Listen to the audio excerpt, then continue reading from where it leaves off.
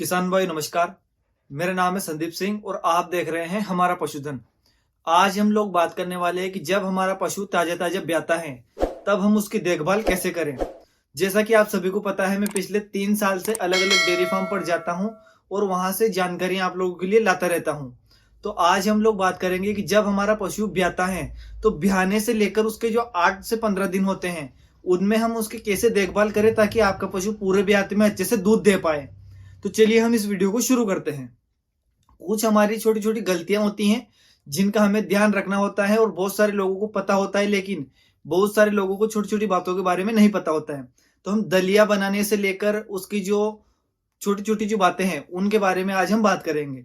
साथ ही साथ हम जानेंगे कि हम पशुओं के लिए दलिया कैसे बनाएं, क्या क्या सामान उसमें डालना है ताकि आपके पशुओं की जेर भी अच्छे से गिर पाए और उसको कोई नुकसान भी ना हो। तो सबसे पहले जब पशु ब्याता है तब हमारा सबसे जो ज्यादा ध्यान होना चाहिए वो होना चाहिए उसके बछड़े के ऊपर। बछड़ा बछड़ी जो भी आपकी भैंस ने दिया हो उसके ऊपर ध्यान होना चाहिए।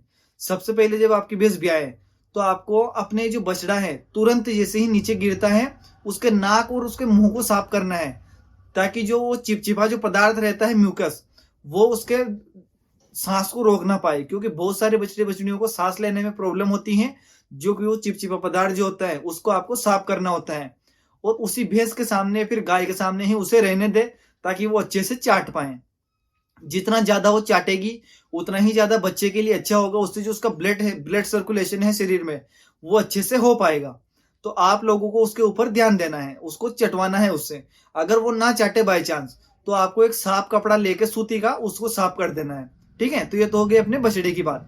उसके थोड़ी देर बाद आप लोगों को उस बछड़े को खीस पिलाना है। बहुत सारे लोग गलती करते हैं, उस खीस को निकाल कर ऐसे डोल देते हैं, उसको कहीं फेंक देते हैं कचरे में। तो वो आप लोगों को नहीं करना है। उसमें बहुत ज्यादा हेवी मात्रा में कैल्शियम होता है जो कि आपके पशुओं के लिए काफी ज्यादा गुणकारी होता है।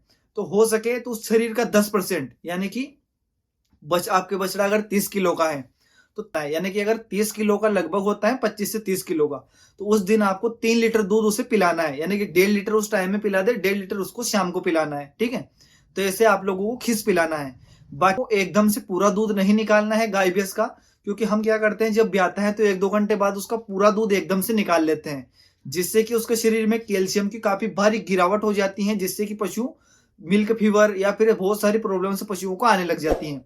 तो आप धीरे धीरे करके उसका 2 से 3 टाइम में उसका दूध पूरा निकालें। तो ये तो हो गई उसके दूध की बात। अब हमें पशुओं के लिए दलिया बनाना है। हो सके तो आप पशुओं अगर पानी पीना चाहता है तो आप उसे गर्म पानी पिलाएं, यानी कि गुनगुना जो पानी होता है वो उसको दें। कोई भी ऐसी चीज हमें नहीं देनी है जो पशुओं के शरीर को सुटेबल ना हो, और ज्यादा हेवी खाना पशु को नहीं खिलाना है।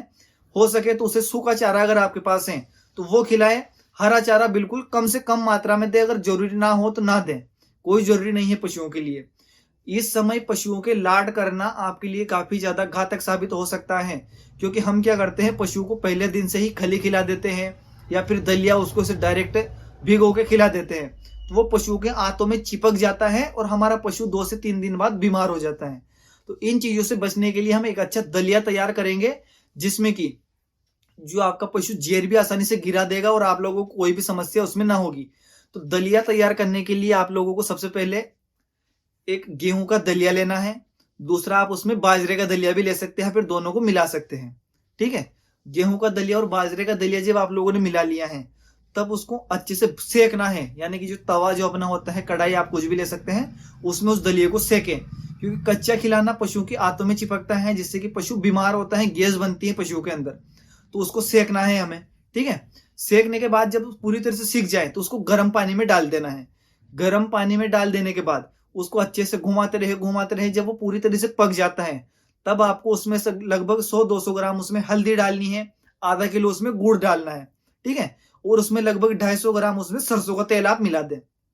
थोड़ी बहुत सौंठ आप उसमें ले सकते हैं, सौंठ जिसे कि हम सूखे अदरक के समान वो होती है, तो सौंठ आप उसमें मिला सकते हैं, जो कि आपके पशु की जो जेर है उसको गिराने में भी उसकी मदद करेंगे, और जो पशुओं की जो आंत की जो सफाई होती है वो भी बड़ी आसानी से इसमें हो जाएगी, यानी कि 2 in 1 आपका काम हो जाएगा। ठीक है, दलिया भी तैयार हो गया और पशुओं की सफाई भी अंदर से हो जाएगी। ये दलिया आप लोगों को लेना है। आप लगभग 2 से 3 किलो दलिया बना सकते हैं, जो कि आप उसे 2 मात्रा में खिला देना, यानी कि 4 से 5 आप जैसे अब खिला देना है एक, तो फिर 4-5 घंटे बाद फिर से एक बार और खिला देना है। एक साथ ज्यादा नहीं देना है, ठीक है। 8 से लगभग 3 दिन तक तो आपको ये सब पका के खिला सकते हैं आप लोग। कच्चा तो 3 दिन तक तो बिल्कुल कुछ भी नहीं खिलाना है, क्योंकि हेवी खाना जो जाएगा पेट में, चिपकेगा, गैस बनेगी, पशु बीमार होने के चांस बहुत ज्यादा बढ़ जाते हैं। और उसका जो दूध होता है वो भी आप उसे निकाल के पिला दें। अगर उसी दिन आप पशु को नहलाना चाहते हैं तो ऐसी गलती बिल्कुल ना करें, क्योंकि यह गलती आपके लिए काफी भारी साबित हो सकती है।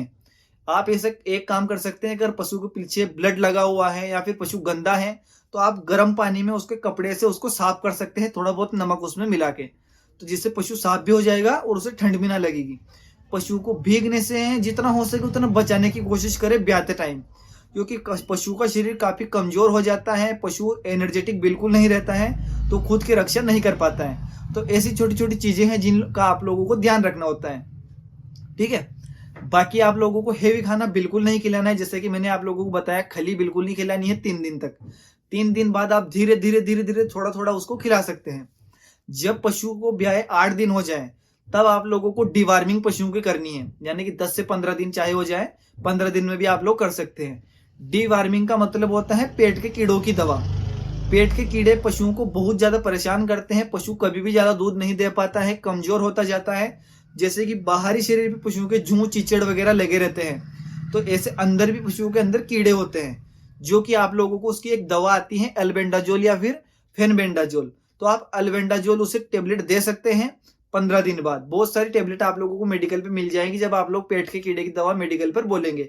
आसानी से किसी भी मेडिकल पर आप लोगों को दवाई मिल जाएगी, जो कि यहाँ पर मैं फोटो भी उस टेबलेट का लगा दूंगा, ठीक है।